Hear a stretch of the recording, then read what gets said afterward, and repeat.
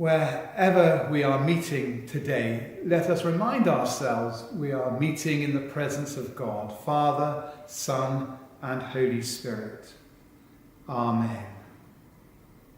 That wonderful hymn that Stuart's just played for us. Angel voices ever singing round thy throne of light. Angel harps forever ringing, rest not day nor night.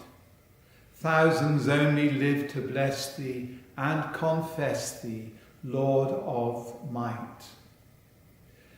This coming Tuesday is the feast of St. Michael and all angels, and we will be using our service based upon the prayer book service of morning prayer to think about that great angel of God, that great messenger of God, Michael, and the whole host of heaven. So wherever you are very, very welcome to join myself, Amanda and Stuart here in our lovely little parish church for this service. And I want to thank the Reverend Faith Cully for standing in for me last week. I was in England and in Scotland. I was returning my son to university and then visiting family in the city of St. Albans. And we had St. Albans Day back in June. We spoke a bit about him towards the end of June. So it was good to go into the Abbey Church, the Cathedral Church of St. Alban, and go and visit his shrine and light a candle for those people who are dear to me. And that includes you, wherever you are. So our worship begins. Come, let us join our cheerful song with angels round the throne. 10,000 are their tongues, but all their joys are one.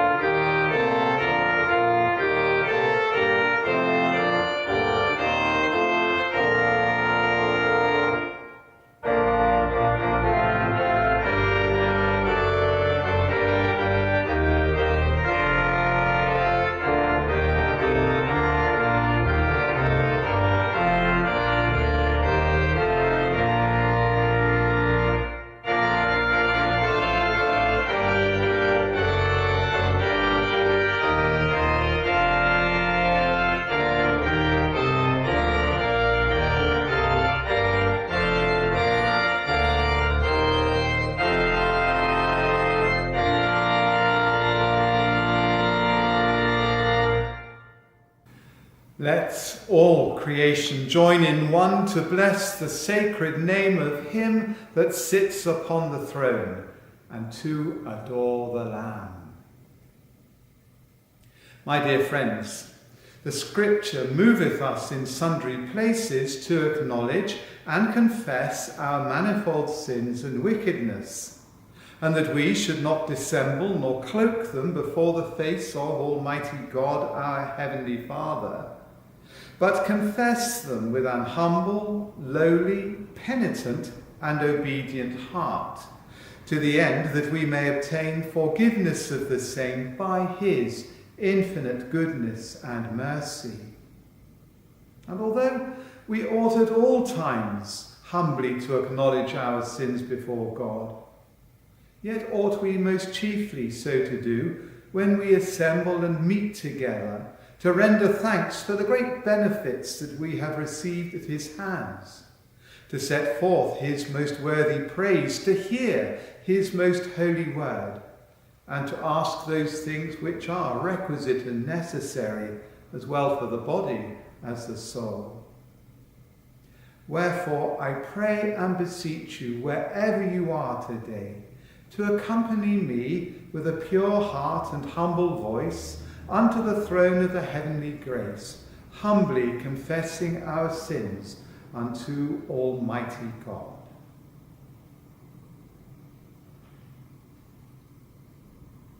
Almighty and most merciful Father, we have erred and strayed from thy ways like lost sheep.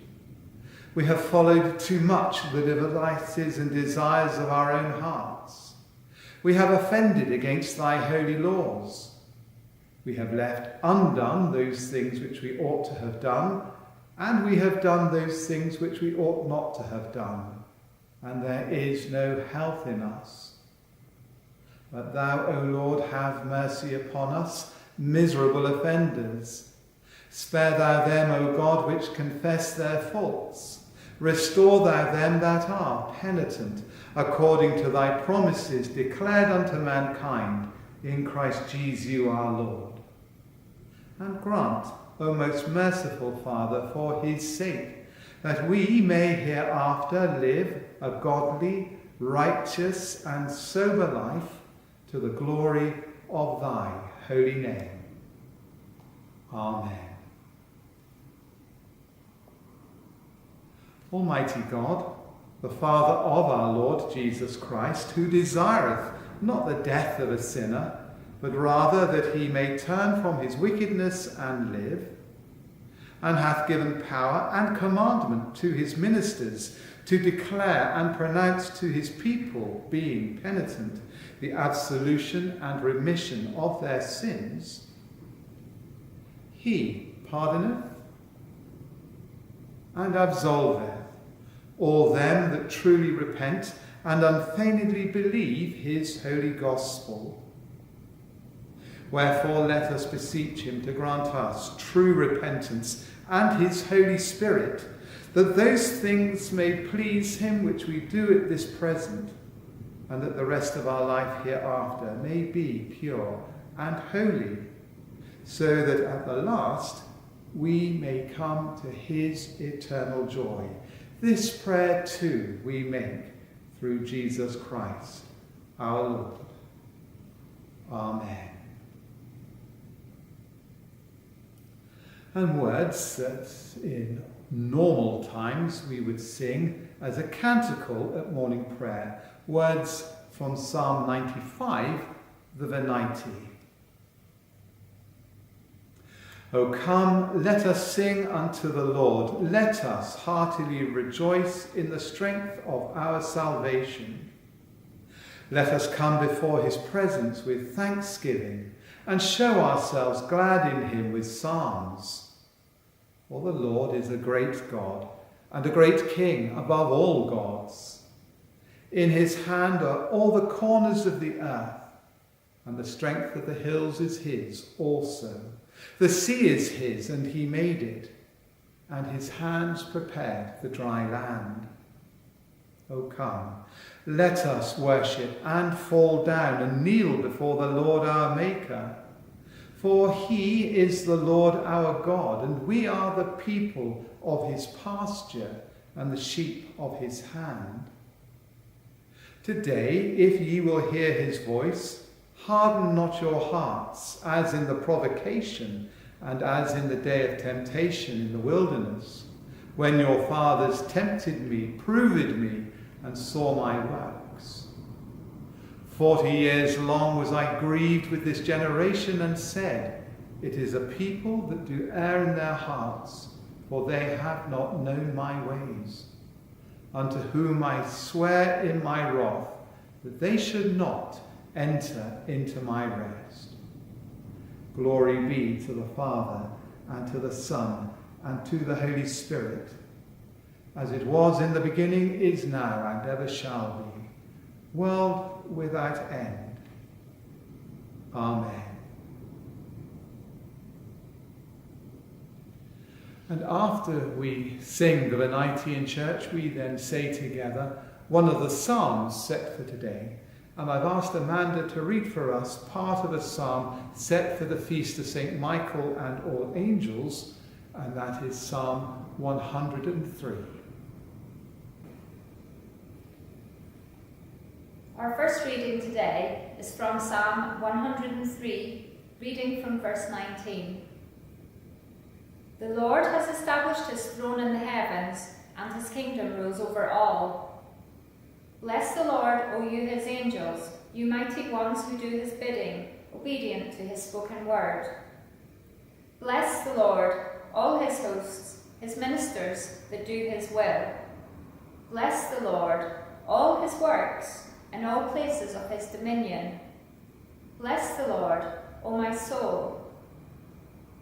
This is the word of the Lord. Words from Psalm 103.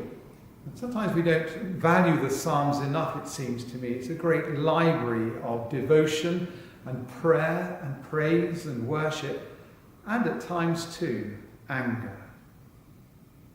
Rise and hear, the Lord is speaking as the gospel words unfold. We, in all our age-long seeking, find no firmer truth to hold.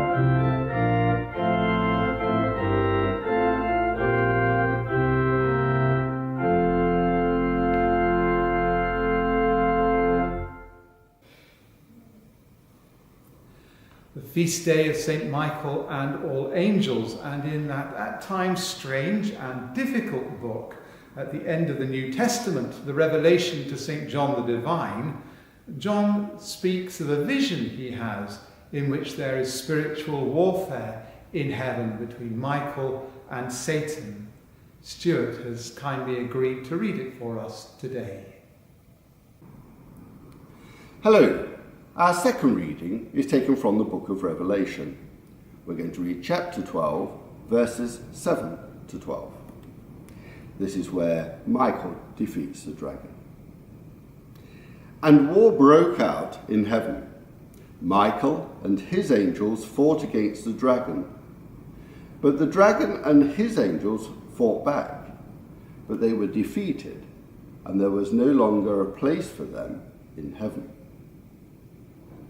The great dragon who was thrown down, that ancient serpent who is named the devil, Satan, the deceiver of the whole world, he was thrown down to the earth, and his angels were thrown down with him. Then I heard a voice, a loud voice in heaven proclaiming, "Now have come the power, the salvation, and the kingdom of our God, and the authority of his Messiah, for the accuser of our brethren has been thrown down, who accuses them day and night before our God. But they have conquered him by the blood of the Lamb, and by the word of their testimony, for they did not cling to life even in the face of death. Rejoice then, you heavens, and those who dwell in them. But woe to the earth and the sea, for the devil has come down to you with great wrath, because he knows that his time is short. This is the word of the Lord. John has a vision, and he is not the only one in Scripture to be blessed with visions and dreams and prophecies. And a hymn by Richard Mann speaking of one such vision. Bright the vision that delighted once the sight of Judah's seer, sweet the countless tongues united to entrance the prophet's ear.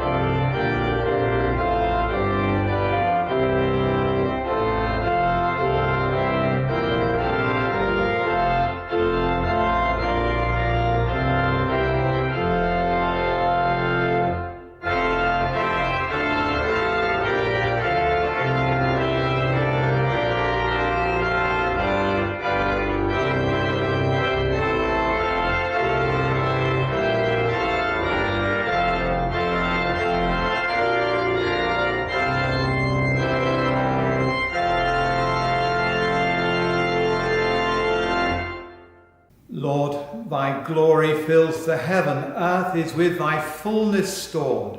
Unto thee be glory given, holy, holy, holy Lord. The Bible is full of visions, and wonderful visions at that. We fill our churches with stained glass windows full of visions. Here in Groomsport, we're lucky enough above our holy table to have a vision of the Transfiguration enacted in stained glass. And one of our more modern windows is a picture of Jesus Christ, the fisherman.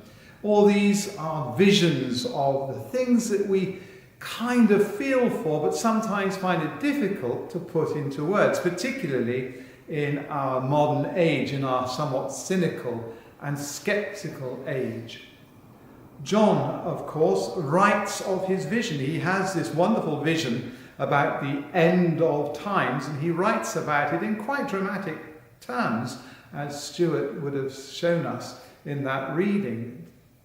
There's a prayer in the church that says, "And finally beat down Satan under our feet."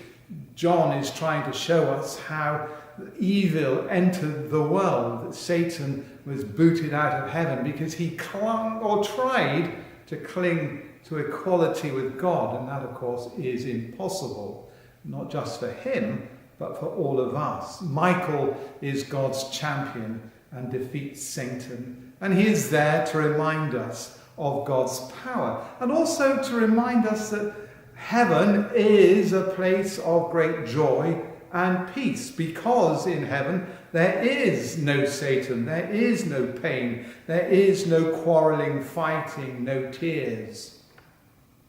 Michael, I'm sure during that last hymn you would have noticed images of Michael coming up, especially that wonderful statue, that bronze outside Coventry Cathedral of St. Michael beating Satan down under his feet.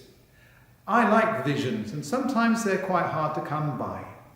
One of my favourite visions is that comes at the end of my favourite book, which I'll read in a moment. But one of the visions that I like is that vision of Jacob Epstein's of Michael and Satan outside the new cathedral in Coventry. Although new, it was consecrated in 1962. And I remember as a young lad seeing a film at school about Basil Spence and his designing of and the construction of the new cathedral in Coventry.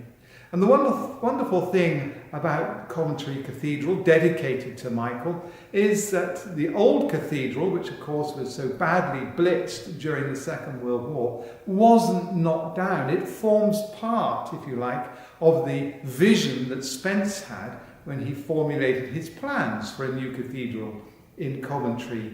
You go from the old to the new. You go from the frailty of humankind to the wonderful solidity and glory of God.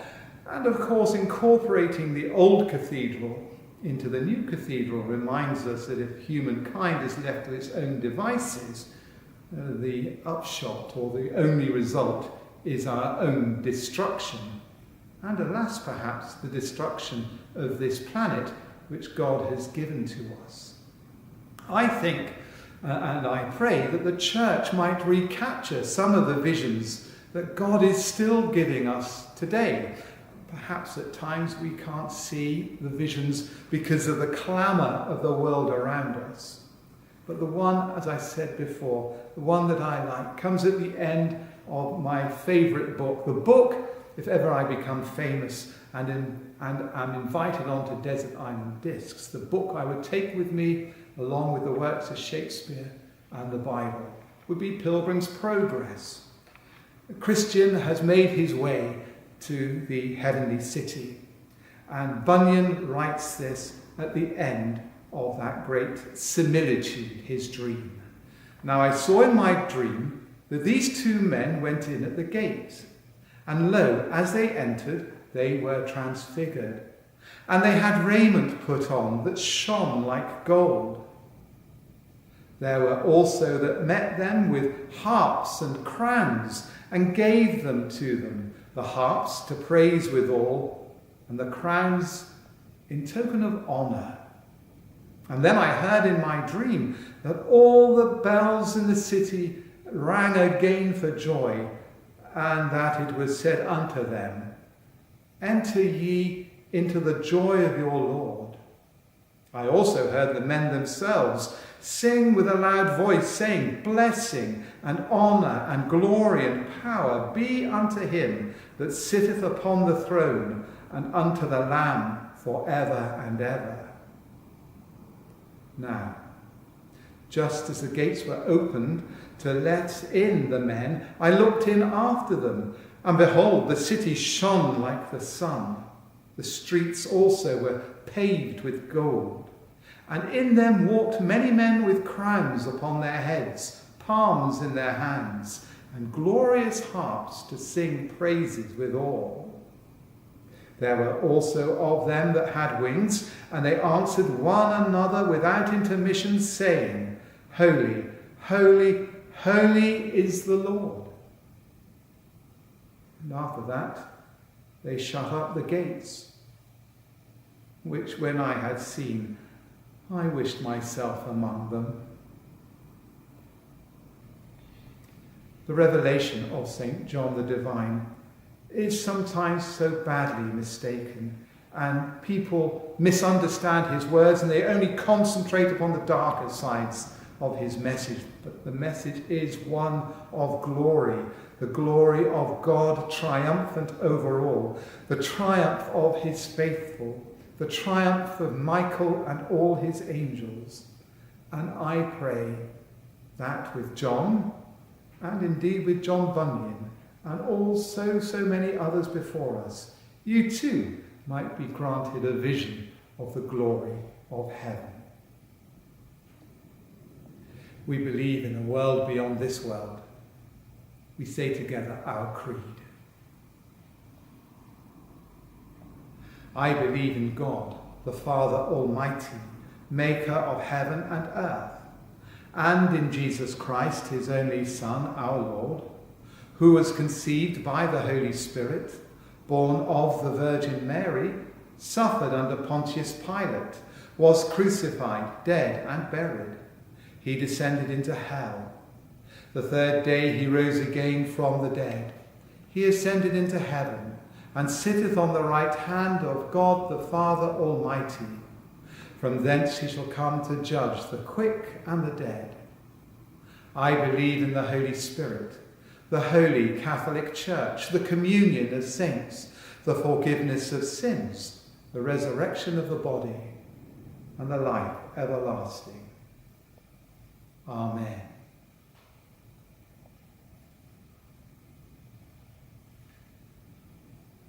O Lord, show thy mercy upon us, and grant us thy salvation.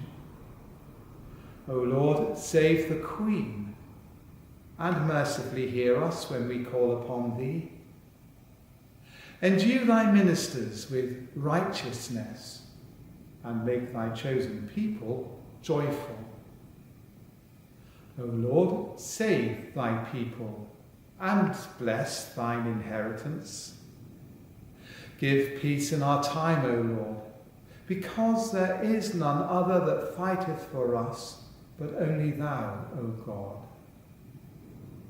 O God, make clean our hearts within us, and take not thy Holy Spirit from us. And the collect for the feast of St. Michael and all angels. Everlasting God, who hast ordained and constituted the services of angels and men in a wonderful order, loving God, mercifully grant that as thy holy angels always do thee service in heaven, so by thy appointment they may succour and defend us on earth. And today, the 16th Sunday after Trinity, O Lord, we beseech thee, let thy continual pity cleanse and defend thy church, and because it cannot continue in safety without thy succour, preserve it evermore by thy help and goodness. These prayers we make through Jesus Christ our Lord. Amen. O Lord, our heavenly Father, almighty and everlasting God, who hast safely brought us to the beginning of this day, defend us in the same with thy mighty power, and grant that this day we fall into no sin, neither run into any kind of danger, but that all our doings may be ordered by thy governance, to do always that is righteous in thy sight. And Father, by the grace of the Holy Spirit, this too we pray through Jesus Christ our Lord. Amen.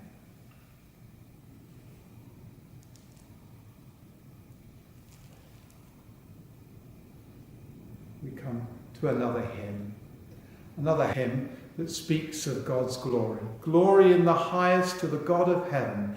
Peace to all your people through the earth be given. Mighty God and Father, thanks and praise we bring, singing Alleluia to our heavenly King.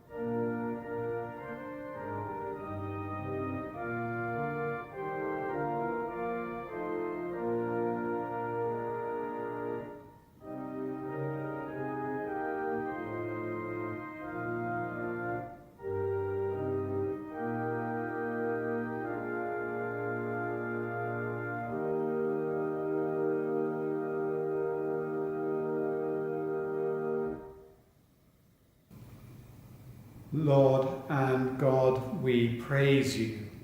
Highest heaven adores. In the Father's glory, all the praise be yours. We join together now in prayer. Almighty God, our Heavenly Father, you promised through your Son, Jesus Christ, to hear the prayers of those who ask in faith. And we pray for faith today, loving God, faith that will embolden us with visions of your glory, your power, your might, your love. Visions that will encourage us in the sometimes dull and difficult work that we do day by day.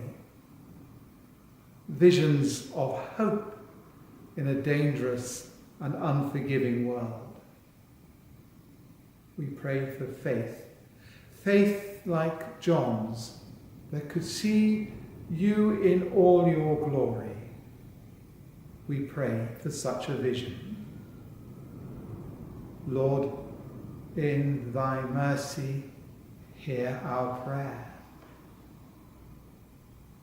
Lord, of your people, grant us a vision of your church. 1.1 billion people professing Christ crucified and risen. Give us a vision of your church united and world-changing, bringing your love and your peace to all those who have yet to understand the gospel. I pray, Father, that you will bless those wherever they are who are joining with me now in prayer. And I pray too for David, our bishop, and our congregations meeting in the church hall along the road. May we in this parish have a vision of your glory that we can take to the people beyond the walls of our church, that we may touch the lives of those who live in this lovely village and parish of Groomsport. Lord, in thy mercy, hear our prayer. Lord of creation, look with favour upon this world that you have made. Help us to understand the vision you gave Isaiah, a vision where the lion will lie down with the lamb, where spears and swords will be beaten into ploughs and pruning hooks. A vision of all people living in justice and peace. A vision of a world in which the riches of creation may be cared for and used equitably amongst all your children. We pray for our own land, praying your blessing upon Elizabeth, our Queen, and those who hold authority under her. Lord, in thy mercy, hear our prayer. Lord of our relationships, we pray that you will comfort and sustain the communities in which we live and work. Help us to love our neighbours as ourselves, and where we have fallen out with friends and families, give us a vision of how we might renew that love, renew those friendships, that we might come to love one another just as we believe you love us. In a moment of quiet, we name before you, loving God, those we love wherever they are, praying that they may be touched by your glory.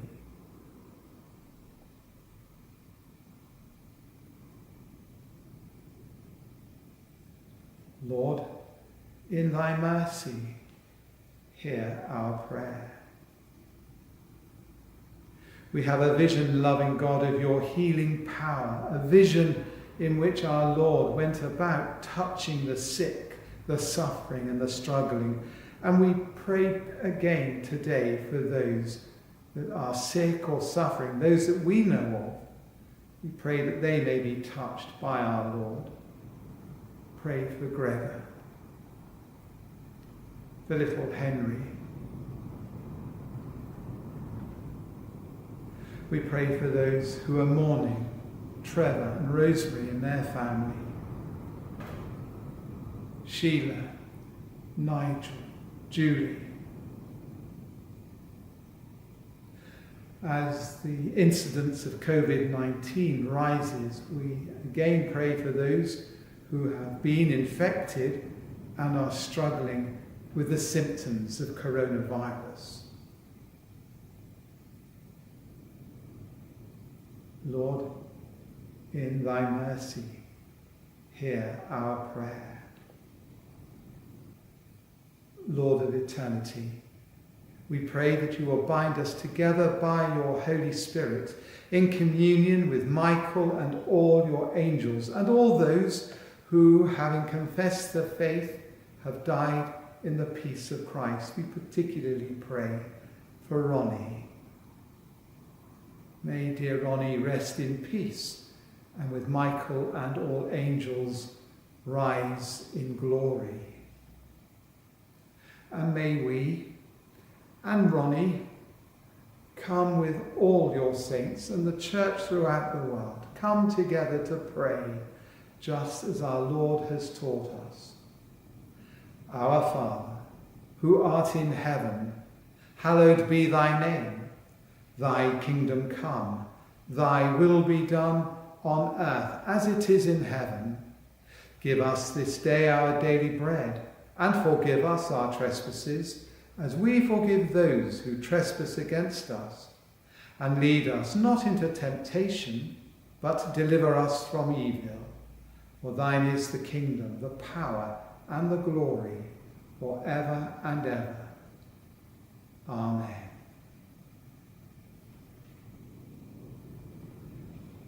And so our worship draws to a close. Here again, the song of the angels. Glory to God in the highest, and on earth his peace.